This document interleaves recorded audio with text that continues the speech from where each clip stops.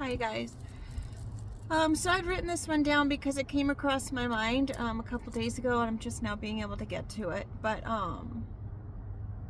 public service announcement, or a did you know question. Did you know that there are 3 sides to every story?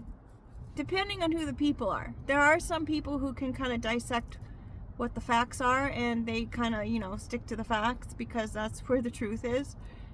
But for anyone else who needs help kind of discerning in conversation or whatnot, it's always important whenever you're in kind of a conversation that you remember that there are always 3 sides. There is your form of the story, the other party's form of the story, because everything's based on, one's mental health and the perception of what's happened, or if they're in the emotion of it all, because sometimes emotion can cloud what really happened, believe it or not. There was a study done where a bunch of people were in the classroom and they had a guy run in and steal something and run back out of the classroom. And then they asked everybody, what is it that you saw? We need to, get the details of what had happened. And there were a lot of different stories that were being told, considering it was just one guy who ran in and stole something and ran out. The description was different, what he was wearing was different, what happened was different, and it just kind of depends on where you are in the scenario. The same can be true like when you are experiencing something, what age you're at, when you are experiencing this I wanted to say traumatic experience, because usually those are the ones that kind of do the harm. I guess really exciting situations can kind of like change it too, but I would say like if it's like a traumatic kind of situation where your mood was altered, how's that? It depends on what age you were. If you were before the age of 7, you're going to have a different recollection and experience of what happened versus if you were 10 or even 16 or an adult for that matter. You process it all different depending on what age you are and what your experience is in life.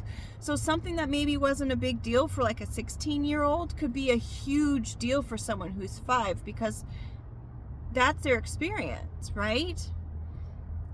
Okay, so the third part of the story, not only your perception, the other person's perception of what happened, the third one is the part right there in the middle between the two. Now, there could be a party involved who will, as I said, sticks to the facts, doesn't put the emotion involved in it, can literally tell you what happened verbatim, what happened, because they stick to the facts and they don't allow their own emotion to cloud what really happened. That's a skill. Trust me, that's a skill. So I don't know why I'm feeling like I need to say this. Maybe because we're in a time period right now where there's just a lot of miscommunication, a lot of chaos, a lot of things that are just going on in the world. And this has to do with also what you see on media as well. It's like, what is the media trying to tell you what's going on? What's really going on? The media's interpretation of that, the people who are involved's interpretation of that, everyone's trying to figure out everything that's gone on, right? So when you see things in the media, we're not getting 100% of what's going on. It's like, come on, that's common knowledge, right? I would hope to think that everyone knows that that's common knowledge. There's always more information than what's being told. There's always more information than what I wanted to say what's being told, but I'm just repeating myself. Duh. I just said that. I guess what I'm trying to say is that in any kind of situation, it's like you always want to do your own due diligence. You always kind of want to wait and see what happens. You don't always want to assume that what you're being told is accurate. You don't want to always just assume that other person knows what it is that they're talking about, because half the time people will have their own agendas, right? It's unfortunate. For me, I don't care. I'll get egg on my face. You know what I mean? If I made a mistake, I'm going to say, hey, yeah, I made a mistake. There's nothing wrong with coming back and saying, yes, I made a mistake and I'm sorry. If you really are sorry. You don't want to say you're sorry unless you're truly sorry. And you know what that means when you're sorry?